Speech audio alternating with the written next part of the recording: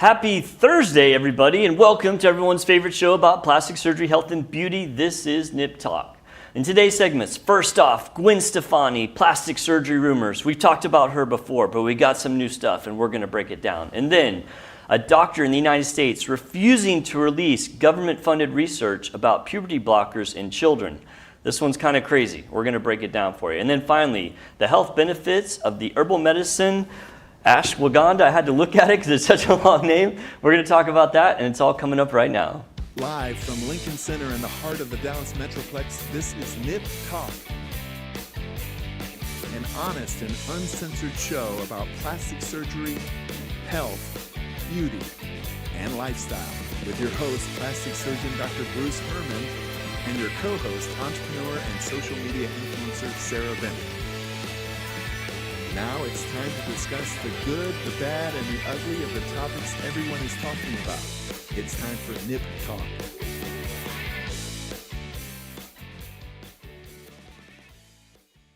Welcome back, everybody. Thank you guys so much for tuning in. We really do appreciate it. Please hit that like and subscribe button. Turn on those notifications. And if you're watching live, leave us a comment. We'll answer it on air.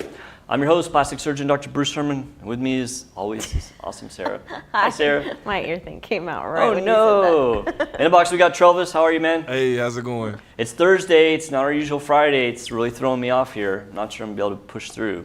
You're a professional. You got it. I probably will make it, yeah. Do you have to work tomorrow, though? So I have a surgery at 7, and then I'm done after that because I'm going on a motorcycle trip to Arkansas. Oh, Okay. nice. Yeah, it'll be good. I'm going with a group that I ride with. They're probably going to leave ahead of me, but I'll just catch up to them. So that's why we're airing on Thursday. Yeah. So, which is weird, but it's all right. When it's a group of y'all like that, how long does it take y'all to normally, do y'all stop? Yeah. And this group is not crazy. It's a lot of older guys. I'm one of the younger guys, if you can believe that. In fact, I call the group Silver Alert. Silver Alert. Yeah, some bunch of old people missing. Oh, God. No, it's cool. We just take back roads and we stop a lot, and it's just chill. It's fun. It's not crazy. It sounds fun. Yeah, it's good. Arkansas is really pretty to ride too, and the weather's supposed to be great, so I'm pretty stoked about it. Although I'm taking my new bike, which is not really made for long trips, and so I'm not sure how that's gonna go. Don't you have to lean forward? Yeah, it's super uncomfortable, but it's such a cool bike. I want to take it. It's just I may be sore over the weekend. I don't know. I'll find out. I've done 400 miles on it before, and it kind of sucked. And so that's about how much we're riding each day. So we'll see. Yuck. Yeah. So I did bring some pictures. So for how Sarah. Yeah, I went to your party. Yeah, she came. We do a Halloween party every year, and I thought the costumes were good. So just for fun, I thought we'd go through this real quick. Yeah, there's me and Sarah. Sarah is Taylor Swift, obviously. And then somebody there was like, you look more like Britney Spears, one of your friends. A little bit. I would say you look like nice Britney, not strung out Britney. Yeah. You look like nice hopefully. Britney. Like old school Britney. I look like the I original. like new strung out Britney. She's fine. She's a little edgy, but. She looks like a raccoon sometimes. Yeah. Oh, no. So then Sarah and her boyfriend here, who's Travis Kelsey. Yeah. Travis Kelsey. Oh. He's my boyfriend. Like how Taylor Swift, you don't need to know his name. He's Taylor's boyfriend. Oh, Taylor's boyfriend. All right, very good. That's me and my wife as Neo and Trinity. I thought my wife really looks a lot. Yeah, she hit the point. She hit it, man. She looks like Trinity. And then my friend dressed up as Agent Smith. So that's the three of us. We were really missing a Morpheus tray. I missed it. Next time. And then I threw a picture of my daughter because I thought her costume was pretty insane. It was. I don't even know what she is, but she really kind of nailed it. I asked her what she was. It's some kind of anime character. Yeah, it's an anime character. Oh, nice. But I was like, dang, that's a very elaborate costume. It is. It came out really good. Pretty awesome. So, all right, let's jump into some segments. So, first off, somebody I really like a lot. We're going to be talking about Gwen Stefani and new plastic surgery rumors. I don't know if you guys remember. I did remember that we have talked about her in the past. It was literally 2 years ago. Oh, yeah. Yeah, and I when I was pulling this up, I was like, wait, I think we talked about Gwen Stefani. And I went back and actually watched the segment. It's one of our more popular segments. So I'm like, no doubt she's had work. No doubt, yeah. So she was in the news this week with, again, rumors of plastic surgery because I guess her first episode of The Voice released this week. I don't watch The Voice. I don't either. And man, I will say she looks amazing. Throw up that first pic, Travis. Like this is her this past week on The Voice, and I think she looks phenomenal. And so we did a segment on her 2 years ago talking about surgery, and we're going to hit on some of the same points. And it's also funny, I think No Doubt's made a little bit of a resurgence on social media because my daughter's been running around saying, like we'll say, I'm just a girl. I'm just a girl. Yeah, we'll be like, you need to. Why didn't you do this? She's like, I'm just a girl. I'm like, why do you keep saying that? And apparently, that "Just a Girl" song is like a TikTok audio now. But it's like a trend where it's just. So is it not related to No Doubt at all? No, it's just that. Okay, never mind then. I mean, the song. I guess that people use the song for that. Oh, they are using the song. Okay. It's not. They didn't make it up because of the song. It's Gotcha. Just to be like cutesy. Right. Yeah. And be like, oh, I'm just a girl. Like if you do something wrong. Right. Yeah, that's how my daughter uses it. I'm just a girl. All right. Anyway, I thought we would compare her. And first off, I love Gwen Stefani. I think she's beautiful. When we talk about her plastic surgery stuff, it's no way to demean her. It's just people are talking about it. So I just wanted that to be known.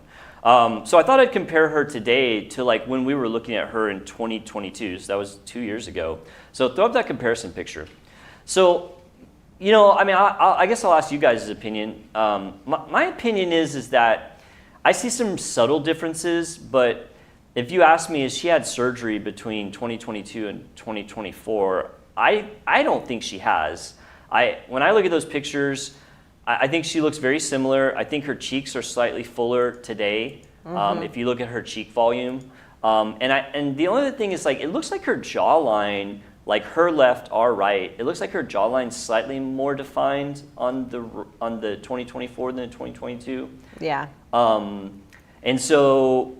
I don't necessarily think that that's surgery. I think it's probably just fillers. Like she's had some cheek fillers. I don't know. What do you guys think? She definitely looks puffier. A little bit puffier, Travis? Yeah. She looked pretty similar to me. I mean, I do think she looks very similar. I think subtly. I think she has bangs. Now. Yeah, that changes everything. I try to like. I looked like really different whenever I wore those little bangs in my hair. Totally. Yeah, and so I don't think she's had surgery in the past couple of years. To me, she's just had like definitely had surgery since she was in a punk rock band, though. You're right. We're going to talk about that. But yeah, I think that in the last couple of years, she's probably just done her maintenance stuff. She's got some Botox, some fillers. Well, maybe. How old is she? She's 55. Yeah. Yeah. She does not look 55 to me. No. I mean, if you show me the picture on the right and I didn't know it was Gwen Stefani and you asked me how old that girl was, I'd be like, I don't know, she's probably like in her 30s. Yeah, she looks literally 20 years younger. I think she looks older. I mean, personally, I think she just looks older because her face looks puffy. And whenever I see like really puffy. Yeah, you automatically think they're old. We've talked about that before in that when people get fillers in their cheek, if it gets to the point that you notice it, it automatically makes you think they're older. Are like in the, yeah, I mean, and you can barely see their eyes, and they're all like. I've said this a million times. I love cheek filler, but the best cheek filler is the one that no one knows you've had. Yeah. You just fill it to where you look naturally, like you have high cheekbones, and then you stop. And when you start to get puffy, like then people start to know, and they just naturally think that you're older. So I wanted to go back and talk about what plastic surgery she's may or may not have and like when she had them. And so I started to roll backwards. So we saw 24, we saw 22. Next one I pulled up was 2019. To me, I think she looks the same more or less. I mean, maybe some really subtle differences, like volume in cheek, volume in lips. I honestly think she definitely looks more natural in her face. There. Yeah. I do agree that like the overfilling of the cheeks starts to make people look a little bit less natural. And so, I was kind of going back through the years, and I think I even mentioned this when we talked about Gwen Stefani a couple years ago. I saw her live, and it was 2015, and I remember thinking in 2015, oh, Gwen Stefani is, starting to get a little bit older. And so when I look at her at 2015, I think there's definitely a difference from a surgical standpoint. You see some of her platysmal bands, which are like basically the muscles of the neck. And she's singing, so it makes it look worse than it actually is. But I just remember when I saw her, I was like, oh, she's 46, I think, in this picture. I was like, she looks like she's 46. She looks her age. I didn't think she looked bad. I just noted that I hadn't seen her in a while. I was like, oh, okay, we're all getting older as we tend to do. So I think that there's definitely a surgical change from 2015 to that 2019 pic. I think she probably had like either, a mini facelift, neck lift, or, even a full one. I did a pretty deep dive in looking at pictures of her ear to see if I could see her scars or see any change to the shape. And I couldn't find anything that I thought was significant enough that I was throw a picture of it up. There was some plastic surgeon saying, oh, look at her ear here and there, and it's different. And I was like, yeah, it doesn't really look different. I mean, a good facelift neck lift should be imperceptible, even if you're like right up on someone. So to think that you could see it in a picture is a little bit optimistic, unless it was bad work, which I don't think she had bad work. But I do think that she had a facelift neck lift at some point. She just looks too young. I mean, when you look at her pictures from like 2019 to 2024, and she looks 20 years younger, than she actually is. And then you see this one from 2015 where she kind of looks, like she's in her 40s. I mean, I think that you can safely say that she's had some surgery done, and most likely facelift neck lift. So yeah, I think she started poking around on her face when she started just being Gwen Stefani. Yeah, so maybe like late 2000s, because I mean, she probably got some, Botox fillers. Well, she and all started that. her vibe started changing. Yeah. She wasn't like grimy. Right, grungy. When you're like 20 years old, like she was in No Doubt. Grunge type thing. Yeah. And then now she became more like pop. So it's like, I feel like she was expected probably to look a certain way. Yeah, And she felt like she had it's to sad look a certain that, way. there's that societal expectation that you got to do these things. I mean, I think a lot of women want to do them. They want to look young, but you hate to think that society's forcing them to do that. I mean, that kind of makes you sad. Yeah. If you want to do it, but don't feel like you have to. So the other surgery that I know she's had for sure is she's had a nose job. Though there's a side by side that shows that pretty clearly. So that's her in 2000 versus 2022. But she's always had big, like, luscious looking lips. She does. I think that she has Maybe had the lip top filler one. though. I'm certain one, she's had lip filler. Yeah. I mean, I don't think it's bad lip filler, but when you look back at her pictures, like her lips are really kind of full looking, and I think a lot of that's makeup in that 2000 picture. Yeah. But she's had some lip fillers. So For sure. So I think it's safe to say that she's had like a mini facelift neck lift or a full one. I for sure she's had a nose job. I mean, as far as her face goes, I mean, I think that's probably it. Some people are saying she had a brow lift. Like those are not as popular as they used to be. I mean, most people are getting those results just from Botox. Yeah, Botox or some lasers. So, non-surgical, I mean, I think she's had, obviously Botox. She's got like 0 wrinkles. There are some pictures of her like around 2010 where she's starting to get the eye wrinkles and then suddenly they go away. Like that's Botox. Yeah. Botox and some sort of skin treatment will do that pretty easily.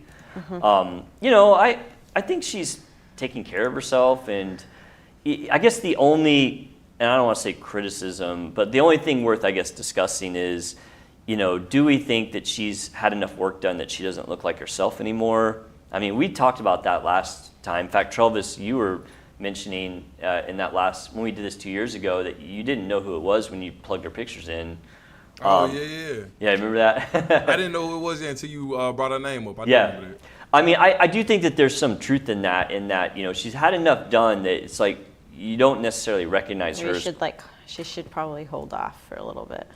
Yeah, I mean, I'm on the fence on that. I mean, She still looks very pretty. She looks amazing. Yeah. I think she looks beautiful. Yeah. I mean, she looks. I just didn't know who Yeah. She didn't look like, I guess, when last time I saw her. Right. Yeah. And so, I guess for people who are thinking about doing stuff, maybe I don't know if it's a lesson, but the information to like take in is that, when you start to go down that road of I'm going to make myself more youthful, you do get to a point where your visage or your looks start to change, and you may start looking like a different person. And that's not necessarily a bad thing, because I think the person that she looks like is beautiful. I mean, she looks amazing. Yeah, she looks great. She looks great. So, I think that's the only maybe information worth taking in here. I think she looks awesome. I'm not at all griefing her about anything she's done, of course. Yeah. I mean, if you want to make yourself look youthful, there's a ton of things out there, whether they be non-surgical or surgical, to accomplish that. And she's done it. She's happy. And, there were people griefing her on social media. I'm just like, that's not cool. Don't do that. let her live her life. I mean, she's not going overboard, I don't think.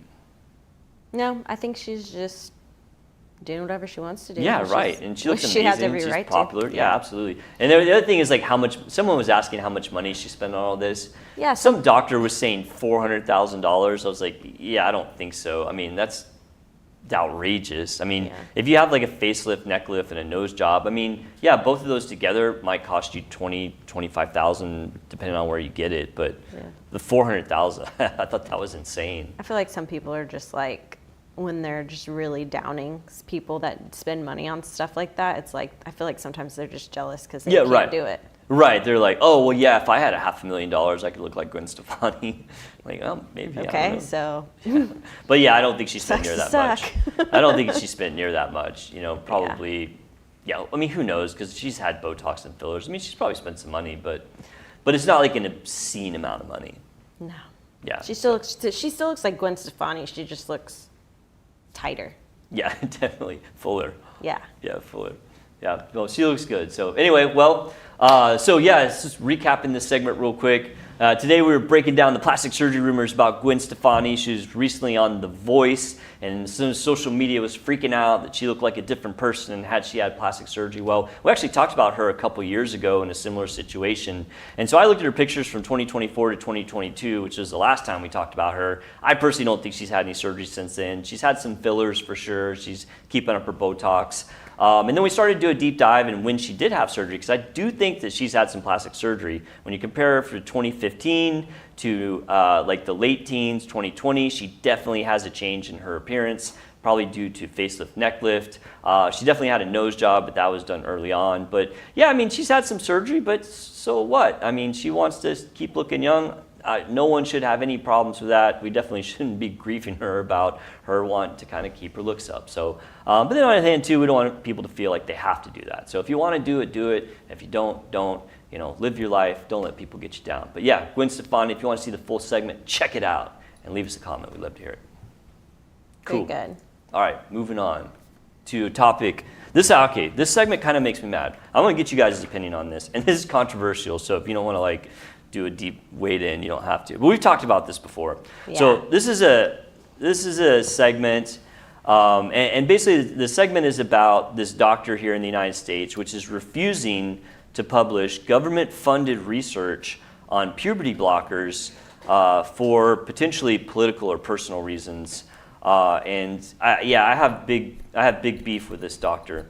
So the doctor's name is Johanna Olson Kennedy. She's a pediatrician. She's the medical director for the Center for Trans Youth in Los Angeles, which is the biggest trans youth clinic in the United States. I don't think it's the world, but I think it's the United States. And as I said, she is refusing to release some research. So I want to do some background on this, because I don't know how much people know about the whole puberty blockers and how that came about. And it's kind of like a long story. And for the longest time, it got almost no news exposure. And then in the past, maybe 5 years, it started. I mean, what do you guys think? When did we start hearing about this? It's been past 5 years? Less than that? I don't know. 3 or 4? Yeah, I would have said probably 2, 3. 2, 3. It's been more recent. Yeah. And it's gotten politicized, which is, always bad. But I want to kind of do a little bit of background information on this, because having more information is always good, right? It helps you make informed decisions. So as I said, this is news. I want to throw the news article up there first, Travis. This hit the New York Times yesterday or the day before. There's also one in the Washington Post if you want to do. I mean, I'm going to tell you most of the information in a minute, but that's the news article that I saw first. So the background. So in the past decade, puberty blockers and hormone therapy for as well as gender transition surgery has seen a dramatic increase in children, so less than 18 years old, when they have gender dysphoria. Yeah. And I've been a critic of this, and to be fair, I'm fully on board for any consenting adult that wants to go through gender transitions, whether it be the hormones or surgery. I mean, go for it. You do it. If you're an adult and you talk to your doctor and you feel like this is what you want to do, I have zero problems with that. I do have problems with it in children, and just briefly why that is. I mean, one of my biggest issues is that they can't legally consent themselves, and this is something that is just absolutely life-altering. Yeah. The rates of desistance. So desistance is when someone has gender dysphoria, and then it goes away, meaning someone wants to change genders, but then they change their mind. So that's called desisting. So desisting rates in kids is not insignificant. And then my final gripe about it is the data that supports this, in my opinion, and in the opinion of other people as well, is very lacking. So I've been against it in kids. We've talked about that a few times. So what is the data that people are using for the use of puberty blockers and hormone therapy? Well, it actually comes from something called the Dutch study. So the Dutch study was actually released in 1996, like a long time ago. I got a snapshot of it. This is a reprint article of it. The original one came out in 96. This one, it was a reprint article from, I can't read the date. What's that date say, Travis? 2008. Okay. So it's the same thing. They didn't change anything. They just like released it as an article. I think the first one was like actually in a book, like a medical textbook. So according to the Dutch study, they found that the mental health dramatically improved in children that had gender dysphoria that underwent puberty blockers. And because of this Dutch study, it started to gain steam first in Europe, where if kids had gender dysphoria, like, oh, let's give you puberty blockers. And it gained a ton of steam, and it got really popular really quick. So and that just makes them not go through puberty. Correct. So fast? like you're talking about like, you know, a 10 or 11-year-old child that says, you know, it's like, I'm a boy, I want to be a girl. And they're like, okay, well, the easiest way to kind of, you know, make that happen is not let you go through puberty, right? Because when you go through puberty, you start to either get more masculine or get more feminine. Yeah. And so they block that. And it does do what they say it does, but it also has like permanent life-altering changes. I mean, it changes like how your genitals develop. Yeah. Well, you know, if you stop taking it, does your body like revert back, or does it? I mean, it can try, fully? and then you'll have to supplement it, but it stops the natural flow of puberty, which is a potentially life-altering thing. It's not necessarily easy to go back. Once you start that and you block puberty, depending on how long it happens, it's not easy to kind of reverse that and get what the normal outcome would be. Yikes. So this got accepted, basically this Dutch study without question throughout Europe. You know, the governments were on board, the medical societies were on board. It then hit the USA, so Europe first, then the USA. That's whenever we started to, you know, see it being talked about more in the news. Of course, as it rose in popularity, you started to get critics of this. I myself, for the reasons that I talked about earlier, but like all the medical organizations seem to be on board. You know, it did get political with the government and, you know, red, blue, and all that. But things kind of plugged along where this was kind of accepted. Well, in the past couple of years, well, 3 actually, things started to change. So data started coming out in Europe that started showing that, hey, wait, this maybe is a bad idea. Data started coming out showing that there was not necessarily any health benefits, mental health benefits from using puberty blockers or hormones in kids, and in fact that there were significant risks. And the studies came out in Finland, Sweden, and then Britain in the span of a couple years. The one from Britain being the CAS review, which was done in 2022. And all of these things basically said this is a mistake. And what happened is Europe like basically hit the brakes on doing this. And in fact, the CAS review shut down the biggest transition clinic in the world, which was in London, I believe. And because of that, because of these new research papers coming out, people started going back and looking at this Dutch study, which was kind of just accepted as, oh, this is the Bible of, you know, what we should do. And then people started really finding a lot of flaws in that Dutch study. One, the whole study was funded by the drug company that sells the puberty blockers, which does, you know, throw a little bit of bias in there. I mean, that happens where a company will fund a study, but it does raise some eyebrows. It had very few patients in it, around 50, had very, very short follow-up times. So the follow-up times were like just a little bit more than a year, which to me, like knowing what I know as a doctor, like I'm not worried about, well, I am worried about problems in the short time, but I'm also worried about problems in the long term, meaning do these people change their mind? You know, what are the long-term effects of doing this? And they didn't really have that data. And then there was also a death in this study.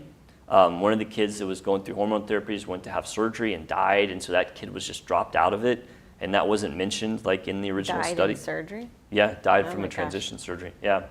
And then also some of the research methods that were used were considered low quality. So suddenly this Dutch study, which was the end-all be-all of how doctors should treat gender dysphoria in youth, has come into a lot of criticism.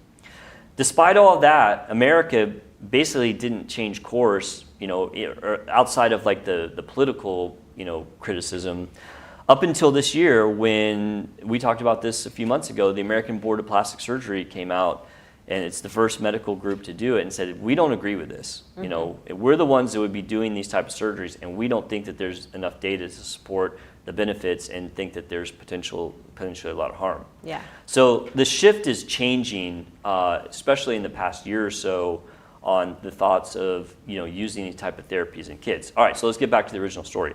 So Dr. Johanna Olson Kennedy, this pediatrician, medical director for Center for Trans Youth in Los Angeles, was given a $10 million grant by the NIH, National Institutes of Health, to basically try to recreate the study of the Dutch study, to look and see if the mental health of children with gender dysphoria got better if they received these puberty blockers and hormone therapies. And this study was done years ago, but it was just never released. Like the data was never written up as an article. And she just this past week or a couple weeks came out and said that the data did not support it, and we're refusing to publish it because we think that people will use that as evidence that we shouldn't be doing what we're doing. That's exactly what it's for, though. Yes, exactly right. Yes, exactly right. So I was flabbergasted when she said that. The research the money we were given to do this research is showing the opposite of what we want, so we're not going to publish it. That's exactly right. That's exactly what is happening.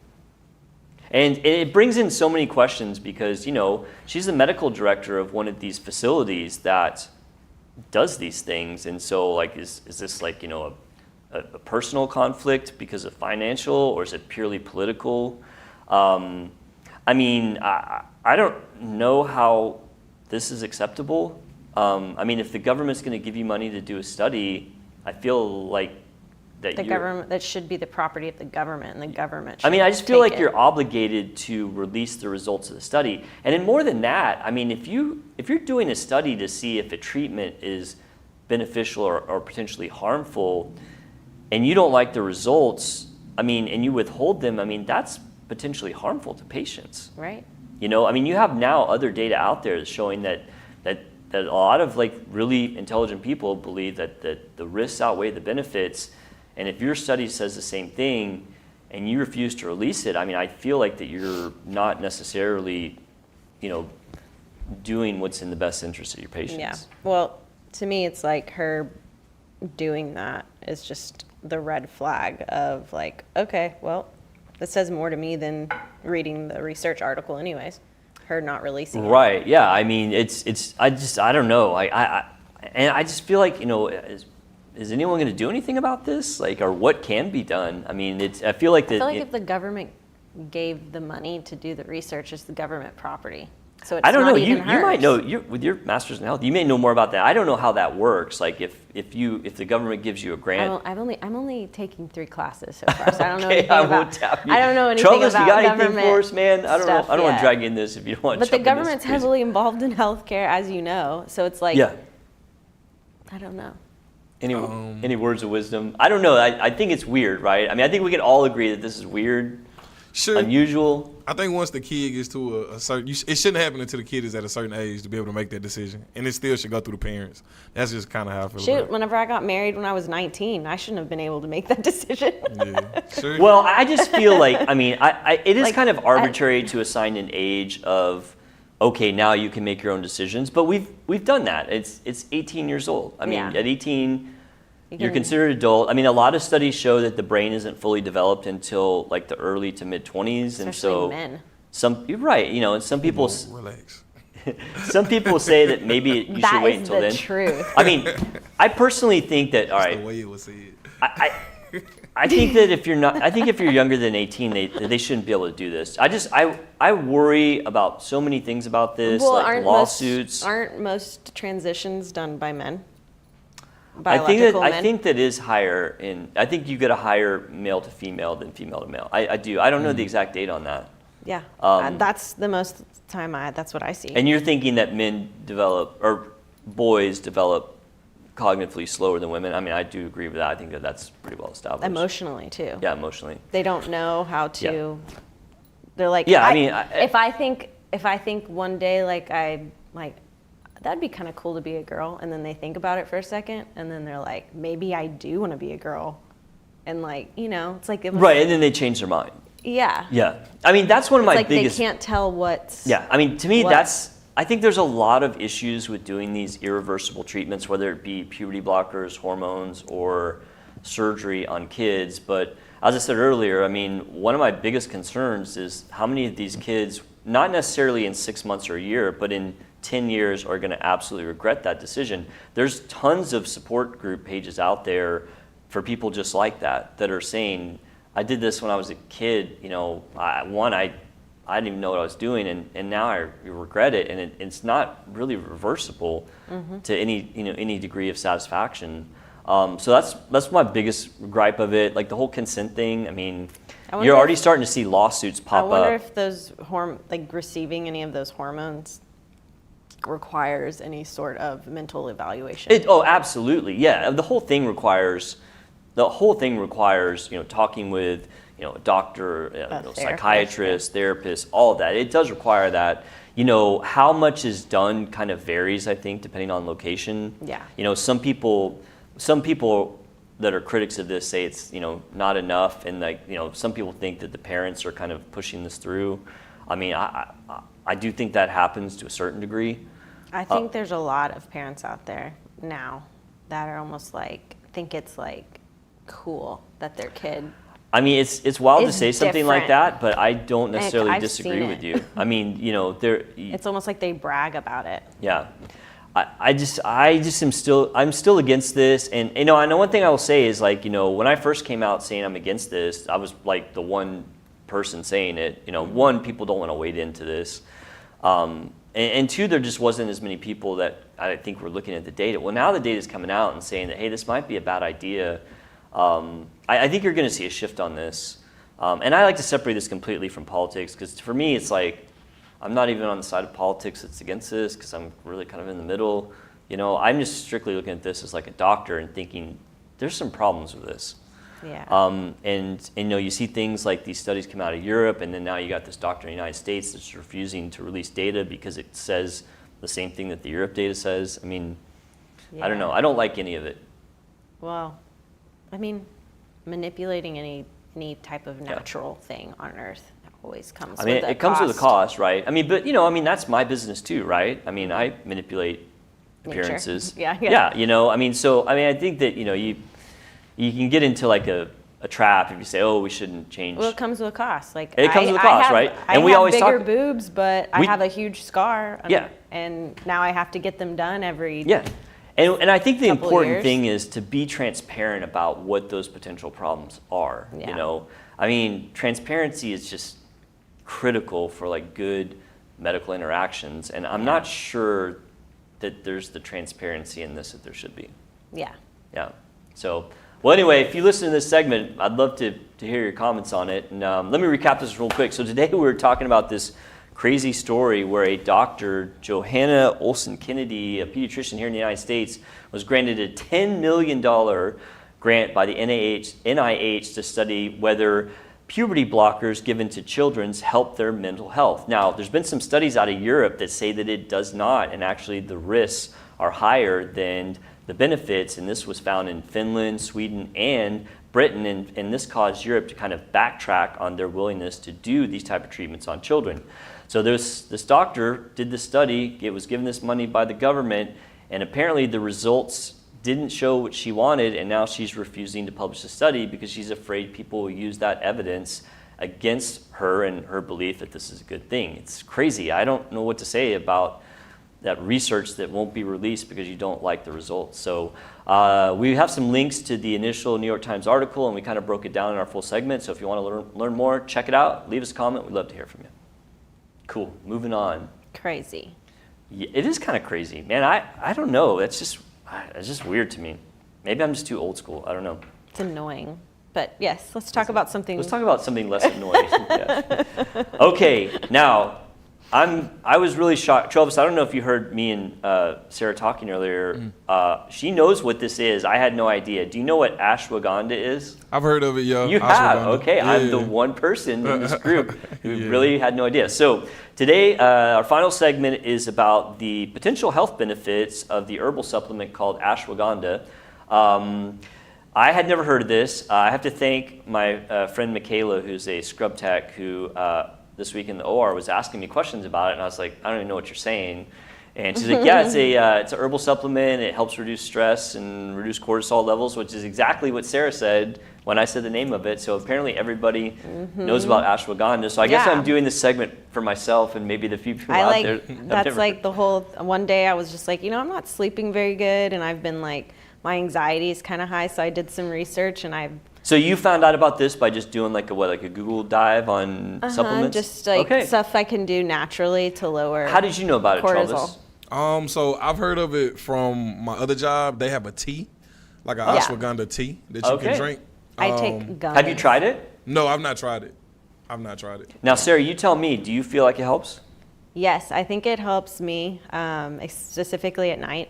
Really? Because I had a habit of, one, I got anxiety from going to sleep because I kept having, I kept waking up at like 3 o'clock in the morning. And not being able to go back to sleep? Yeah, so I would have anxiety about, oh my gosh, this is going to happen again, and I'm not going to be able to, I was having anxiety about having You anxiety. can't sleep because you have anxiety about And not because I being was able to having like dreams I didn't want to have dreams about. Like, you know how sometimes your dreams, like you have dreams that, I don't know, it's like you have anxiety. like a nightmare? Yeah, they're okay, pretty all much right. nightmares, but it's Like like you're at school with no clothes on or yeah, something but like it's like a that? Okay. reoccurring dream Yeah. or something, Yeah, and yeah. it's because you're stressed out in real life. It's something, Yeah, I like gotcha. that. So I started taking ashwagandha gummies and melatonin, Uh-huh. and then I had like magnesium lotion, which is also good I think we've for talked calming. about that once. Yeah. Yeah. So it All right. helped me a lot to sleep through the night. And Trey, you said you haven't tried this? No, I haven't tried it. I haven't tried it, okay. Yeah, I haven't tried it. All right. Well, I didn't know much about this. I'm always skeptical about supplements. Yeah.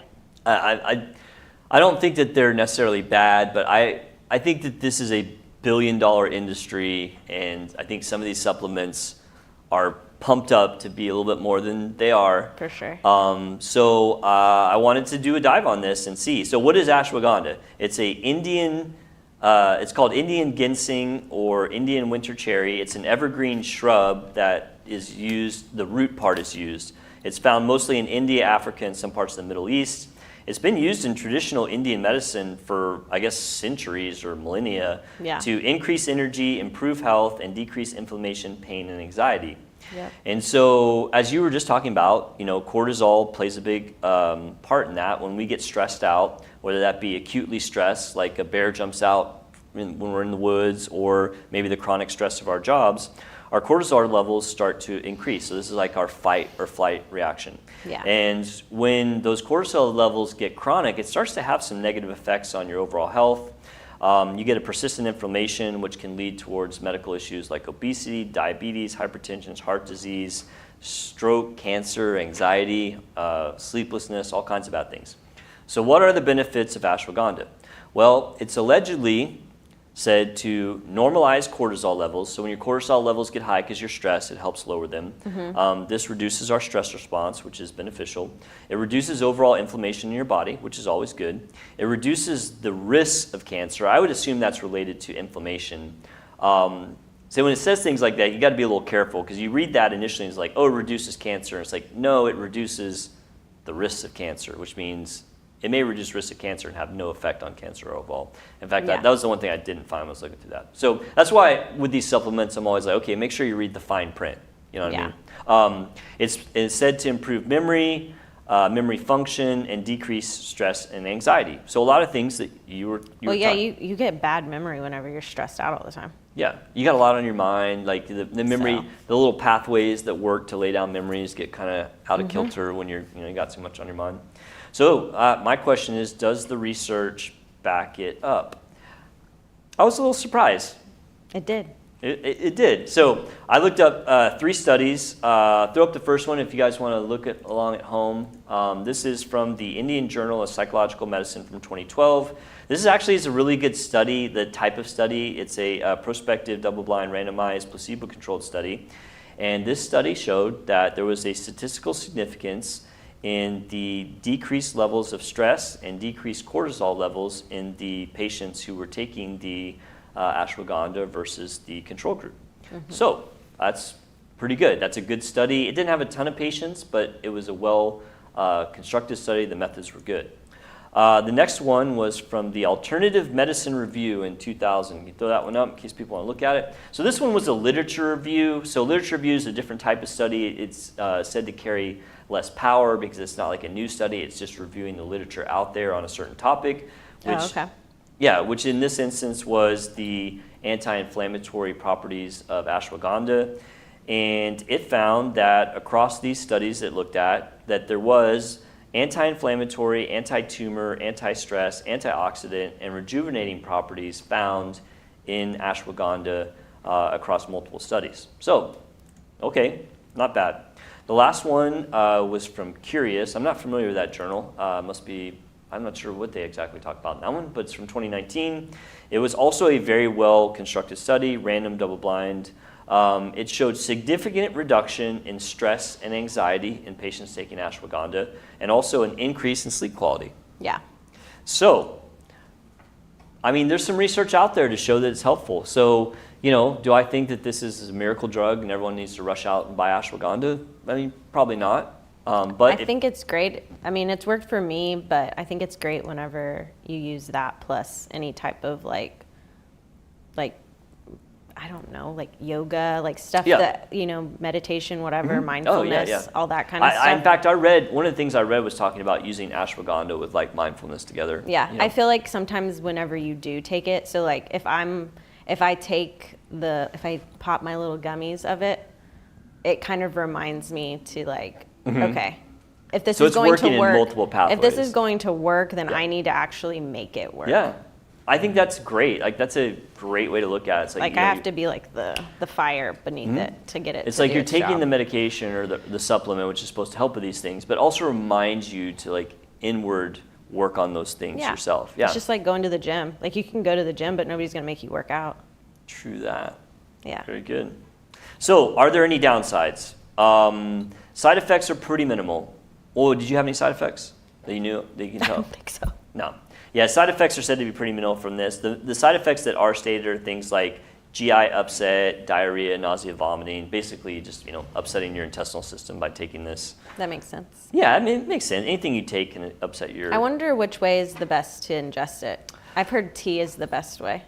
Well, that's a great question, something I probably should have looked into. I didn't notice anything when I was looking at these research papers about, okay, is it better to take it as a tea or supplement?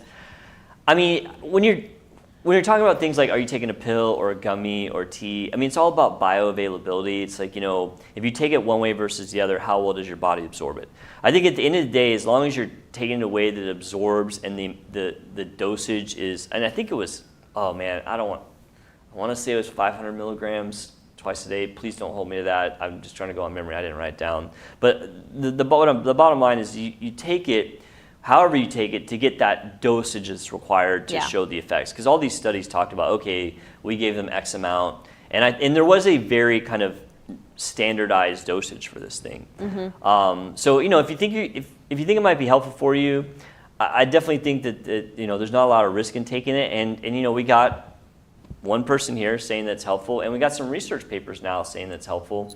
So I think it's something, if you want to take it, talk to your doctor and just make sure it's not going to interfere with any of your other medications you might take. And I think it's fine. Try it and see. I mean, is it super expensive? I don't know. Sometimes supplements are expensive. Yeah, I've noticed that too. I think you don't remember. I bet tea is actually the cheapest way. You could probably get it. Put it in the tea, yeah. It's a radio station. It's my other job, so I'm sure it's pretty cheap. They don't do anything expensive. Yeah, they're not getting you like the good stuff. Yeah. I feel like gummies are expensive.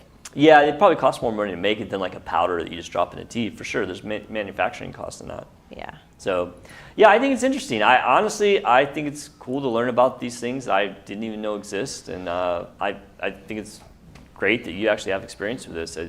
It's always good to talk to someone that's taken it versus like, oh, I can read a research paper and it'll say it's helpful, but then you talk to someone who's actually taken it, and it's like, yeah, I feel like that I agree with those papers. You know, it does what it says it does. So I'm probably not gonna go out and take it because I just don't like taking stuff. But you know, I mean, if you have issues with stress, you know, sleeping issues, anxiety, I mean, give it a try. It looks like it's not gonna hurt you. So it worked for me. all right. Cool. Well, I think that's all the time we have for today. Thank you guys so much for tuning in. We really do appreciate it. Please hit that like and subscribe button. Leave us a comment. We want to hear from you. We'll see you on the next episode of Nip Talk. Bye.